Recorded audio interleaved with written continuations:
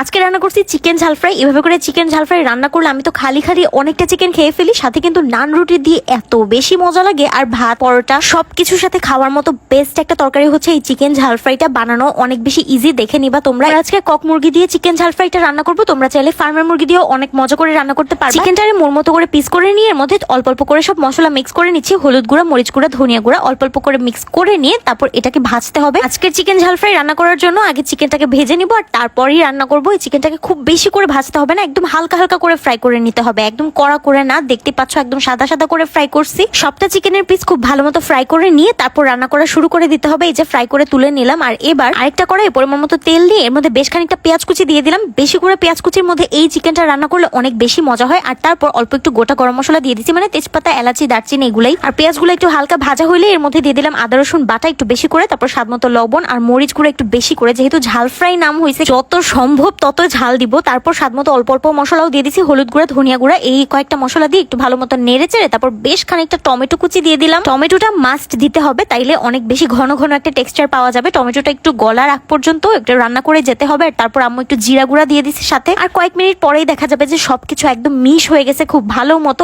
এবার কিন্তু এই মশলাটা ভালো মতো রান্না হয়ে গেছে। এর মধ্যে চিকেন গুলোও দিয়ে দিলাম। আজকের এই চিকেন রান্নায় কোনো রকমের টক দই, মালাই, দুধ কোনো কিছুই লাগবে না, শুধু এই মশলাগুলোর দমে আজকের এই চিকেনটা এত বেশি মজা হয়ে যায়। এই তো পরিমাণ মতো পানিটাও দিয়ে দিলাম। পানি খুব বেশি একটা দিতে যাবে না, বেশি ঝোল ঝোল করে কিন্তু এই তরকারিটা রান্না করা হবে না। তো পরিমাণ মতো যতটুকু পানি দরকার ছিল মাংসটা রান্না হওয়ার জন্য দিয়ে ঢাকনা দিয়ে রেখে দিলাম। কতক্ষণ এভাবেই ফুটতে থাকবে। আর এই তো দেখেন খুব সুন্দর করে কিন্তু বলক চলে আসছে। এইভাবে আরো কতক্ষণ রান্না করতে হবে, কিন্তু ফাঁকে ফাঁকে কিছু মশলা মাসলি আছে যেগুলো মিক্স করতে হবে। এটা হচ্ছে আম্মুর স্পেশাল গরম মশলা, এটা মাংসের মশলা, আম্মু বানায় রাখে বাসায়। আপনাদের কাছে এরকম কোনো একটা মাংসের মশলা থাকলে দিয়ে দিবেন অল্প একটু করে। আর স্পেশাল যেটা দিতেই হবে ঝাল ফ্রাই রান্না করার জন্য সেটা হচ্ছে বেরেস্তা। একটু বেশি করে পেঁয়াজ দিয়ে বেরেস্তা বানায় রেখে দিবেন, আমরাও রেখে দিছিলাম। ওই বেরেস্তাটাই এই চিকেন ঝাল ফ্রাই রান্নার সময় দিয়ে দিলাম। বেরেস্তা দিয়েই কিন্তু এটা রান্না করতে হবে, তাই সব মশলার খুব স্ট্রং একটা ফ্লেভার পাওয়া যায়। আর এই তো কতক্ষণ এইভাবে রান্না করার পরে আমাদের চিকেন ঝাল ফ্রাইটা কিন্তু রেডি হয়ে গেছে। একটু মাখো মাখো করে চিকেনটা রান্না করতে চাচ্ছিলাম, যার জন্য আরো 2-3 মিনিট এভাবে করে চুলার মধ্যেই জাল করে নিয়েছি যাতে করে ঝোলটা একটু শুকিয়ে আসে। বিলিভ মি, কোন রকমের মালাই, টক দই ছাড়া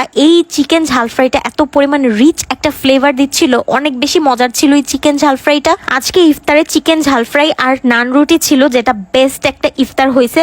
নান রুটি দিয়ে এই চিকেন ঝাল ফ্রাইয়ের ফ্লেভারটা সবচেয়ে বেশি ভালো লাগে আমার কাছে। আর এমনি যে খালি খালি খাইছিলাম ওইটাও আমার কাছে অনেক বেশি ভালো লাগছিল। জাস্ট দেখেন ঝোলটা কি পরিমাণ রিচ লাগতেছে, একদম মশলাদার চিকেন যেটাকে বলে। বাসায় ছোট থেকে বড় সবাই অনেক বেশি পছন্দ করবে, এমন না যে ছোটরা ঝাল বলে খেতে পারবে না। এই চিকেনটা হচ্ছে মূলত অনেক বেশি ফ্লেভারফুল, অনেক বেশি মশলাদার, এমনটা না যে একদম ঝাল হবে। তাই বলছি ছোট থেকে বড় সবাই অনেক বেশি পছন্দ করবে। আমি তো নান রুটি দিয়ে খেয়ে অনেক বেশি হ্যাপি হয়ে গেছিলাম। এই খাবারটা আসলেই বেস্ট ছিল। আর একদম অনেস্টলি বলবেন রান্নার প্রসেসটা কি এত বেশি টাফ ছিল? একদম ইজিলি কিন্তু এই রান্নাটা করা গেছে। আমি তো রান্না করে ফেলার পরে চিন্তা করতেছিলাম যে ভাই এত ইজিলি জিনিসটা রান্না হয়ে গেল আর খেতে এত বেশি মজা। চিকেনের বেস্ট একটা রেসিপি আমার কাছে এটাই মনে হয়েছে যে দেখেন খালি খালি চিকেনটাও যে খাচ্ছি আমার কাছে অনেক বেশি ভালো লাগছে। চিকেনের এই ফুল রেসিপিটা আপনাদের সাথে শেয়ার করলাম, আশা করি আপনাদেরও অনেক বেশি ভালো লাগবে। আর এই পর্যন্ত যদি দেখে থাকেন তাহলে তো নিশ্চিত আপনাদের খিদে পেয়ে গেছে খাওয়ার জন্য। তো আর অপেক্ষা কিসের, বানায় নেন।